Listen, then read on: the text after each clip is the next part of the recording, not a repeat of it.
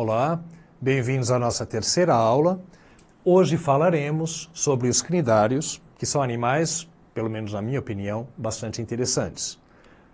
Para falar deles, eu inicialmente darei uma introdução ao grupo, falarei dos plano corpóreo básico, então pólipo e medusa, e das hipóteses filogenéticas para as relações entre as classes. Aí falaremos de cada classe em particular, e seguindo a classificação mais utilizada atualmente, que diz que os antozoários seriam os cnidários mais basais, seguidos dos medusozoa, ou seja, os grupos que têm medusa, e que são as classes Sifozoa, Cubozoa e Hidrozoa. Então, os cnidários são animais com cerca de 10 mil espécies conhecidas. É um grupo relativamente grande, mas, acima de tudo, eles são animais bastante populares. Todo mundo conhece, ou pelo menos já ouviu falar de uma anêmona, de uma água-viva, de um coral. Todos esses são cnidários. São formas principalmente marinhas, embora haja diversos representantes de água doce, dentre os hidrozoa, é a única classe que tem representantes de água doce, e nenhum deles conseguiu conquistar o ambiente terrestre. Estes animais, conforme foi dito na aula passada, são animais diblásticos, ou seja, eles têm apenas dois folhetos embrionários, ectoderme e endoderme. E eles apresentam uma simetria radial, de maneira que o corpo pode ser dividido, então, em inúmeros planos de simetria para obter duas metades iguais. Esses inúmeros planos são de acordo com os raios e o diâmetro da circunferência traçada pelo contorno do animal. O nome cnidária vem da presença de cnidas. Cnidas são células urticantes, ou seja, células que queimam. E isso é bastante característico dos cnidários. A presença dessas cnidas, que são organelas citoplasmáticas especiais localizadas nos cnidócitos. Cnidócitos são as células portadoras de cnidas. E essas cnidas, então, são organelas e elas podem ter uma função de ser simplesmente aglutinante, ou elas podem formar muco, como em alguns grupos é utilizado para formar um tubo ao redor do animal, é o caso de um antozoário, do Cerianthus, ou então elas são realmente células que queimam, utilizadas tanto para defesa quanto para captura de alimento. É típico de cnidários a presença de fases polipóide e medusoide, ou seja, a alternância de gerações. Se vocês se lembrarem de ciclos de vida de outros organismos, onde há também alternância de gerações, mas aí há indivíduos haploides e diploides, já digo, não é o caso aqui. Todos os indivíduos adultos são diploides, mas há alternância entre um pólipo que vai ter reprodução assexuada e brota medusas que têm fase sexuada, produzem gametas que se combinam, formam uma larva e dão origem a um pólipo. Dependendo do grupo, vai haver predominância ou do pólipo ou da medusa. Mas também não são raros os grupos em que um dos estágios foi suprimido. Então, ou há apenas pólipos ou há apenas medusas. E exemplos aqui, as águas-vivas, ou seja, medusas. Caravela portuguesa, que são colônias de um grupo de hidrozoários, os sifonóforas, são colônias com milhares e milhares de indivíduos, bastante comuns e também famosas pelos acidentes que podem causar, as queimaduras são bem fortes às vezes. As hidras, que são pequenos hidrozoários polipóides de água doce. As anêmonas do mar, que podem ter coloração absolutamente fantástica em alguns casos, são animais muito vistosos, muito bonitos. Ou os próprios corais, que formam recifes de corais, ou as gorgônias. Esses animais, então, eles estão muito basais em relação à evolução de metazoa, mas são animais bastante populares e bastante apreciados. O plano corpóreo básico ele pode ser, conforme foi dito já, ou polipóide ou medusoide. Então temos a forma de pólipo e a forma de medusa. Em ambos, o corpo é aproximadamente cilíndrico. O pólipo é verdadeiramente cilíndrico e a medusa tem uma forma de um sino invertido. E isso delimita, então, duas superfícies. Nós não falamos aqui em extremidade anterior ou posterior, nós não falamos em superfície dorsal e superfície ventral, nada disso se aplica a esses animais. O que se aplica é superfície oral ou superfície aboral. Reparem que no pólipo, a aboral é aquela pela qual o animal se prende ao substrato. Já a medusa é livre natante. E reparem também que a medusa, assim a muito grosso modo, ela é basicamente um pólipo invertido, porque é formato de corpo correspondente. Esses animais têm tecidos verdadeiros, e esses tecidos verdadeiros incluem uma epiderme, que é de origem ectodérmica, uma gastroderme revestindo a cavidade digestiva, que é a cavidade gastrovascular, que é de origem endodérmica, e vão apresentar uma mesogleia gelatinosa aqui no meio, geralmente celular, ela é acelular apenas em hidrozoa, mas vai haver essa mesogleia, só que ela é meramente uma gelatina com algumas células dispersas. E ela é de origem ectodérmica também, portanto não podemos falar no mesoderma. O mesoderma verdadeiro, ele seria de origem endodérmica, conforme foi visto na primeira aula. Então, esses animais têm apenas ectoderme e endoderme, dois folhetos embrionários. Portanto, nós estamos falando de animais diblásticos. Com relação aos tipos celulares, aqui nós temos muito mais tipos celulares do que em esponjas. Eu ia perder horas aqui, horas não, mas eu ia perder um grande tempo falando de um por um. Mas eu vou falar dos tipos principais, que são as células epitélio musculares, por exemplo. Essas células epitélio musculares, como o próprio nome já diz, estão no epitélio e elas são musculares.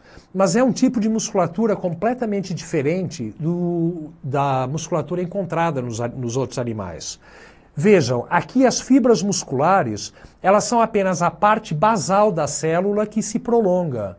O núcleo e o citoplasma da célula, propriamente ditos, eles estão fora disso. Então, é muito diferente de uma fibra muscular, conforme certamente vocês já devem ter estudado e conforme nós também falaremos aqui na sequência.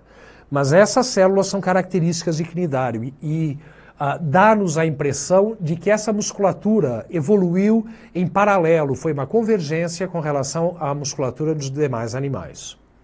Além disso, vai haver células glandulares que produzem muco, que reveste constantemente o epitélio. As células intersticiais, que são células que ficam entre as demais, daí o nome intersticiais, e que são capazes de se transformar em qualquer outro tipo celular para repor uma eventual perda.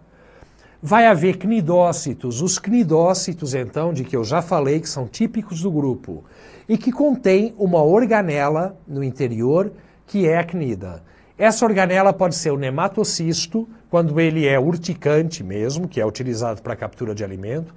Pode ser um pticocisto, que é utilizado para produzir o tubo, mas que existe apenas em um grupo de antozoários. Ou pode ser um espirocisto, que é uma organela que tem função aglutinante. Então ela gruda uma presa ou um predador. Os cnidócitos são utilizados, então, tanto para defesa quanto para a captura de alimento. Geralmente eles apresentam um cílio, e esse cílio, quando é tocado ou quando é disparado, que pode ser por um processo químico também, ele abre, é como se fosse um gatilho, e isso dispara, evertendo toda essa estrutura que estava contida aqui sob alta pressão. Também vai haver determinadas moléculas químicas aqui que vão causar as queimaduras e que vão, então, podem até matar uma presa. Além dos cnidócitos, vai haver células sensoriais distribuídas por aqui, e essas células vão dar sensações, então, de tato e outros estímulos químicos e tudo. E vai haver também células nervosas que formam uma rede, nós vamos ver depois, mas formam uma rede abaixo da epiderme, outra rede abaixo da gastroderme, que são os dois principais centros nervosos do animal.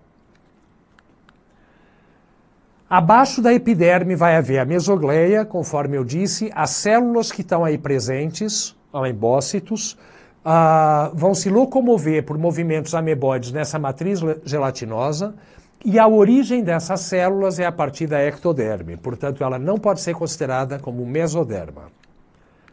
E finalmente a gastroderme, que vai ser o epitélio que reveste a cavidade digestiva, a cavidade gastrovascular, vai ter células nutritivo-musculares. Então vejam, células ainda com fibras musculares, mas que vão ter função de digestão.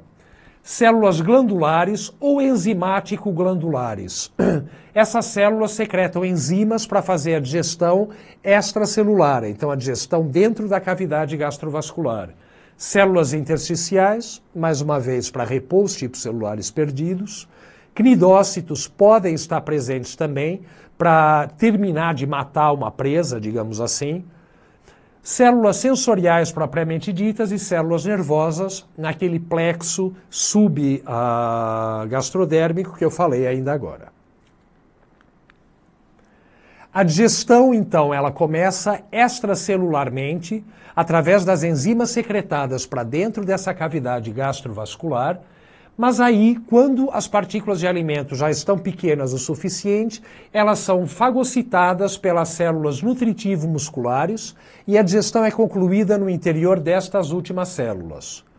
Uma vez que os nutrientes já estejam disponíveis, eles são transferidos para os amebócitos, que se deslocam por movimentos ameboides por toda a região da mesogleia e distribuem os nutrientes às células vizinhas. Em muitos casos, também são os próprios amebócitos que concluem a digestão, então que realizam a fagocitose e concluem a digestão intracelular. O sistema nervoso ele é difuso e vai haver dois plexos ou duas redes, que foi o que foi dito agora há pouco. Uma abaixo da epiderme, outra abaixo da gastroderme. Então nós temos os plexos ou redes subepidérmico e subgastrodérmico. Um parênteses aí que vale colocar é que animais com simetria radial geralmente têm sistema nervoso descentralizado, formando uma rede ao redor do corpo inteiro. Pois na simetria radial, onde não há uma extremidade anterior, uma cabeça diferenciada, o corpo inteiro ele vai receber estímulos do ambiente de qualquer direção. Então, nesse caso, um plexo ou uma rede que cubra todo o corpo acaba sendo muito mais adequado do que um cérebro. Isso, então, aqui, no caso de cnidários, que são animais basais na linha de metazoa, pode-se pensar que fosse uma característica primitiva. Mas mais adiante nós vamos ver outros animais que secundariamente adotaram um hábito radial, como as estrelas do mar, por exemplo, os equinodérmata, e que vão apresentar também um sistema nervoso, claro, muito mais desenvolvido, mas de alguma maneira comparável a esse, e ao invés de haver uma centralização, vai haver plexos. As trocas gasosas e a excreção, a exemplo do que ocorria em porífera, dão-se por difusão. O volume de água que entra dentro da cavidade gastrovascular, a água que está fora do corpo desses animais e a parede do corpo muito fina, com epiderme, gastroderme e uma mesogleia entre elas, fazem com que cada célula do corpo esteja próxima o suficiente da água para eliminar diretamente o oxigênio, eliminar diretamente a amônia, eliminar o gás carbônico, eliminar a amônia e recolher o oxigênio necessário para sobreviverem. Bem, as hipóteses filogenéticas dentro de cnidária. Nós temos uma forma de corpo polipoide ou medusoide. Temos 4 classes. Anthozoa, que só tem pólipo, Hidrozoa, que tem pólipo e medusa, Cubozoa, que tem pólipo e medusa, e Sifozoa, que tem pólipo e medusa. Isso nos leva a 2 hipóteses filogenéticas. Na primeira hipótese filogenética, o ancestral teria ambas as fases, medusoide e polipoide. E aí, simplesmente, houve a perda da fase medusoide em Anthozoa. Na outra hipótese filogenética, que é a mais aceita hoje, o ancestral era apenas polipoide. Esse polipoide, então, teria na base os Anthozoa e que seria um grupo irmão dos Medusozoa. do grupo onde está presente a medusa.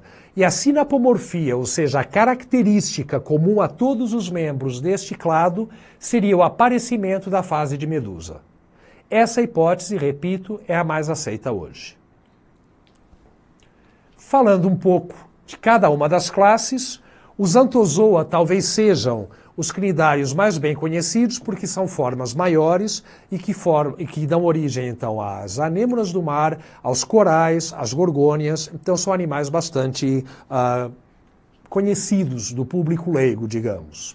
Eles apresentam somente a fase polipóide, têm a cavidade gastrovascular dividida por septos.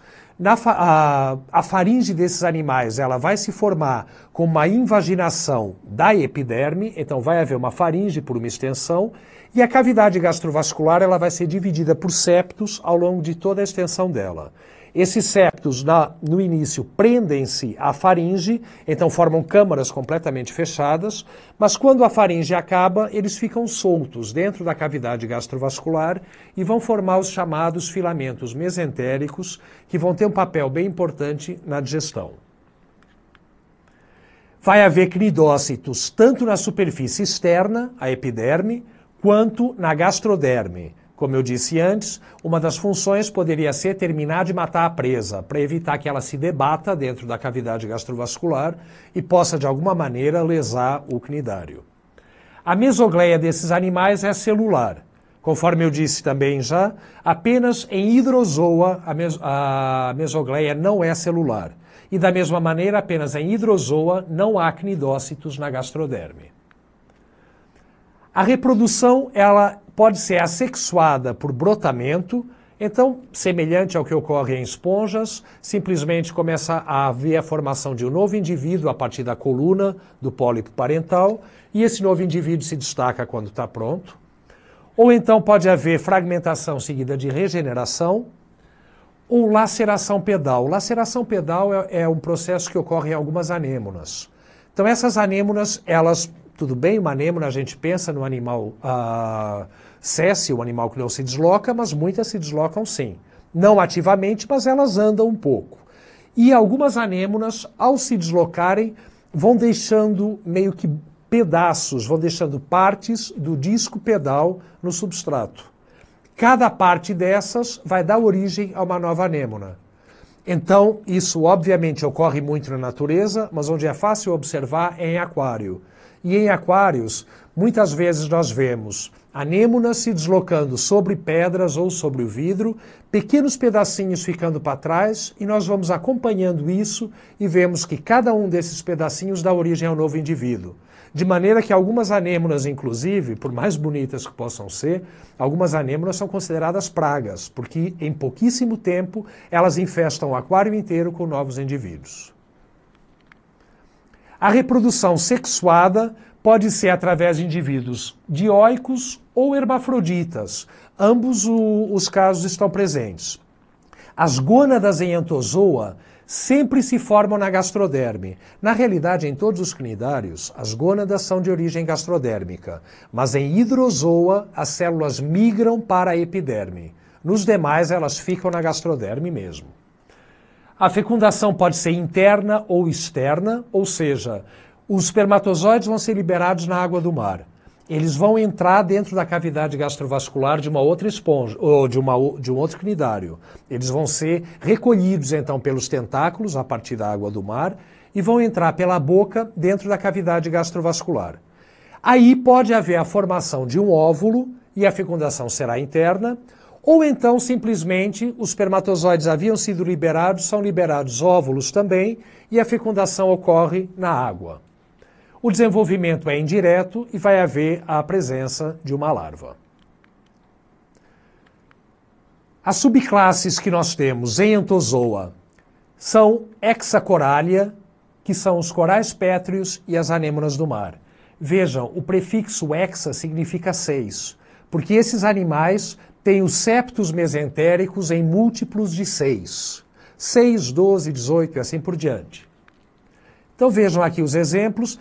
Olha aquilo que eu estava tentando representar agora há pouco, a faringe formando-se como uma invaginação da ectoderme e os septos internos. Quando esses septos chegam à altura da faringe, então, enquanto a faringe ainda se estende, nós temos que eles isolam completamente câmaras aqui dentro da cavidade gastrovascular.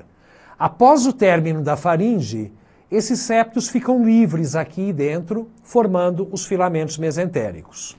Então, os exemplos, essa anêmona é muito comum no litoral de São Paulo, é Bunadosoma caesarum, ou Bunodosoma. Aqui nós temos um coral cérebro, e aqui nós temos um coral solitário. Esse coral é do Indo-Pacífico, mas é um indivíduo solitário. Já aqui, cada um desses corresponde a um indivíduo, portanto, isso é uma colônia. Outra classe seriantária, onde estão os seriantos, que parecem com anêmonas, só que eles são bem mais longos e eles apresentam coroa dupla de tentáculos, e são aqueles que têm pticocistos, então que têm cnidócitos na forma de pticocistos, para a produção de um tubo ao redor do animal. E há também os corais negros, que são bastante usados também, inclusive em joalheria e tudo. Tem os Octocoralia, que são as gorgônias e os corais moles. E esses animais, octo, prefixo oxo, octo, significa 8. Então eles têm sempre, obrigatoriamente, 8 septos mesentéricos. Não há nem variação com relação a isso. Além disso, os tentáculos deles vão ser pinnados. Então, os tentáculos eles têm ramificações laterais e a quantidade de septos é sempre 8. Então, nós temos as típicas gorgônias. Vejam que em colônias de antozoários, corais, gorgônias e outros, a cavidade gastrovascular ela vai ser contínua ao longo da colônia inteira, de maneira que o alimento seja distribuído entre os diferentes pólipos. Então vai haver canais, que aqui vão ser os solênios, e nas gorgônias vai haver um esqueleto interno, que é um eixo que vai estar aqui dentro, que dá sustentação ao ramo. Já nos corais, o esqueleto é externo. O esqueleto nos corais ele é como se fosse uma taça sobre a qual o animal se apoia. Cifozoa, segunda classe, aqui há predominância de medusa e são medusas grandes. Essas medusas, elas apresentam a margem da umbela lobada, ela está dividida em lobos. E entre os lobos vai haver estruturas sensoriais, por vezes bastante desenvolvidas, que são os ropálios.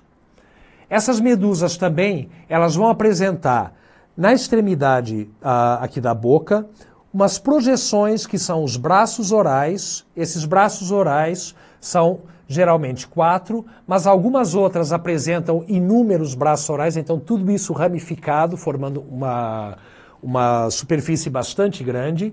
E no caso dessas que têm isso ramificado, formando essa superfície grande, na verdade a boca original fecha-se e vai haver milhares de pequenas bocas distribuídas ao longo desses braços. Repito, são medusas grandes, algumas formas podem ter mais de 1,5 metro de diâmetro. A cavidade gastrovascular dela apresenta-se dividida em 4 bolsas gástricas, que vocês veem aqui, e daí vão partir canais radiais, que vão ao longo de toda a superfície, e também canais circulares que vão estar aqui na margem, formando uma verdadeira rede para a distribuição de nutrientes. Os cnidócitos localizam-se tanto na epiderme quanto na gastroderme. A mesogleia desses animais é celular. Conforme eu já disse, não tem cnidócitos na gastroderme e não tem células na mesogleia, apenas os hidrozoa. Todos os demais grupos apresentam. Mas aqui vale destacar essa mesogleia. Ela é cartilaginosa, ela é extremamente densa. E é ela que dá a força elástica para a locomoção dessas medusas. As medusas vão nadando, pulsando, é um movimento de jato-propulsão, então elas pulsam para emitir aqui um jato de água que as locomove em direção oposta. E o que dá a flexibilidade a elas é exatamente essa mesogleia cartilaginosa, extremamente flexível, que quando ela contrai o músculo que tem em toda a lateral, que é o músculo coronal, a mesogleia se deforma, mas ela tende a voltar à posição original, sem gasto de energia. Então, isso é bastante importante para o movimento dessas medusas. A reprodução é assexuada por brotamento do cifístoma. O pólipo dessas medusas é predominância de medusa, mas há o pólipo. E esse pólipo ele recebe o nome de cifístoma, ele é diminuto. À medida que ele é produzido, ele pode então brotar, gerando mais cifístomas, mas em um determinado momento, o cifístoma sofre um processo chamado estrobilização. Então ele meio que se fatia, entre aspas, formando estruturas achatadas aqui, com os braços na ponta, que são as éfiras, que são medusas juvenis. Essas éfiras se destacam, crescem e dão origem a medusas adultas. As medusas adultas vão apresentar macho e fêmea, geralmente. Cada um libera um gameta, ou óvulo ou espermatozoide. Os gametas se encontram, forma-se a plânula, que dá origem ao novo cifístoma. Terceira classe, classe Cubozoa. Essa classe, até pouco tempo atrás, era considerada dentro de Cifozoa, de maneira que a maioria dos caracteres são iguais, e eu não vou repeti-los aqui. Mas elas se destacam pelo formato cúbico. São medusas quadradas, entre aspas. Na verdade, são medusas cúbicas. E em cada canto da medusa vai haver uma estrutura achatada, meio laminar assim, chamada pedálio, de onde se originam os tentáculos. Então só tem tentáculo nesses cantos. Continua havendo roupálios, e os roupálios são extremamente desenvolvidos e pode haver olhos formadores de imagem até, acredita-se ou especula-se. Uns dizem que podem formar imagem, outros não, mas são olhos extremamente complexos. Essas medusas, então, elas só têm os tentáculos saindo da região dos pedálios, tem a margem da umbrela lisa, não é lobada como era em Cifozoa, e elas são extremamente tóxicas. Essas medusas, então, elas respondem pela maioria dos acidentes concnidários. Na Austrália, há locais onde é absolutamente proibido entrar no mar por causa de Chironex fleckeri, que é o cubozoa mais conhecido e mais perigoso, com mais acidentes com humanos. Essas medusas, então, elas têm um poder de queimadura, uma altíssima toxicidade. No Brasil, nós temos exemplos de cubozoários. Então, só para mostrar aqui, esse é um cubozoa brasileiro. Nós temos exemplos e elas são tóxicas sim, mesmo aqui. Mas não tanto, elas não chegam ao nível dessas australianas. Então, só voltando aqui ao ponto em que a gente estava. A margem é lisa, portanto, não lobada. E a subumbrela, olha, nas medusas, como ela tem o formato de sino ou de guarda-chuva, a medusa é chamada de umbrela. A parte externa é a exumbrela, a parte interna é a subumbrela. Essa subumbrela, no caso das medusas cubozoa, ela forma meio que uma prateleira para dentro, só da subumbrela, repito, isso é diferente para a hidrozoa, e essa prateleira para dentro é chamada de velário. Então, os roupálios, como eu falei, têm olhos extremamente complexos. Não há estrobilização, então não há cifístoma formando éfiras por estrobilização. Mas o que ocorre nesse grupo é que o pólipo inteiro se transforma numa medusa. O pólipo é diminuto, em algumas espécies foi dificílimo ou até nem se conhece o pólipo ainda. Mas esse pólipo se transforma numa medusa cujos tentáculos podem atingir até 2,5 metros, 3 metros de comprimento. São medusas grandes. E somado ao poder de toxicidade dela, vocês podem imaginar o estrago que faz. Então elas são responsáveis por graves acidentes com humanos, frequentemente letais. E aqui a medusa que vocês já viram. E para concluir, a classe hidrozoa, que tem predominância de pólipo, mas apresenta a fase medusoide. Como eu disse ao longo da aula inteira, os cnidócitos de hidrozoa estão apenas na epiderme e a mesogleia não tem células. A cavidade gastrovascular no pólipo não tem qualquer divisão, mas na medusa, a cavidade gastrovascular ela vai apresentar um estômago e 4 canais radiais aqui divergindo. Esses canais radiais são unidos na superfície aqui, na margem da umbrela, por um canal radial que vai ao longo de toda a superfície. Essas medusas também, elas apresentam um dobramento para dentro para reduzir a abertura do sino, a abertura da umbrela, e só que esse dobramento ele é formado tanto pela exumbrela quanto pela subumbrella. Então ele não é homólogo àquele que nós acabamos de ver das cubozoa. E essa é chamado véu. Então esse é o véu verdadeiro. O das cubozoa, por isso, é chamado velário. A função é a mesma. Reduz a abertura da boca da medusa, ou da boca do sino, né, da subumbrella, de maneira a formar um jato de água mais potente para a locomoção dos animais. Essas medusas, então, elas costumam ser bastante pequenas, em comparação com as cubozoa e sifozoa, que são bem maiores. São o único grupo de cnidários que conquistou a água doce. Então, nem entozoa, nem sifozoa, muito menos cubozoa, têm representantes de água doce. Sendo que eles são geralmente coloniais e apresentam polimorfismo, ou seja, há vários tipos de indivíduos. Então aqui, por exemplo, a caravela portuguesa, bastante conhecida, causa acidentes aqui no Brasil, onde vocês têm um indivíduo aqui que é o flutuador, e aí vocês têm aqui esses tentáculos que, na verdade, são centenas de milhares de indivíduos. Vários tipos, com polimorfismo. Uns capturam alimento, outros são para defesa, outros são para reprodução. Pode haver, nessas formas também, outros que são medusas modificadas que ficam só pulsando para poder locomover a colônia, para a natação. E esse indivíduo que fica para fora d'água, que é o flutuador, ele é cheio de gás e fica exatamente na linha d'água, ele também tem função de locomoção, porque ele é para ser levado pelo vento, para o vento bater e o transportar. Com esses tentáculos contendo centenas de milhares de indivíduos debaixo d'água e capturando alimento e se reproduzindo e exercendo todas as suas funções. A reprodução assexuada se dá por brotamento e regeneração. Vocês veem aqui um exemplo de um brotamento, então um broto sendo formado a partir de um pólipo.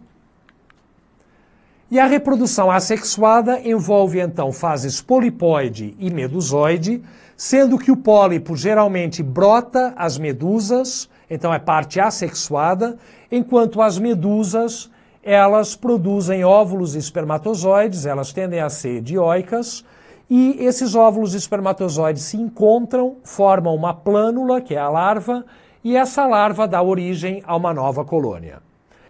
Vale então notar que esses animais, eles apresentam polimorfismo também.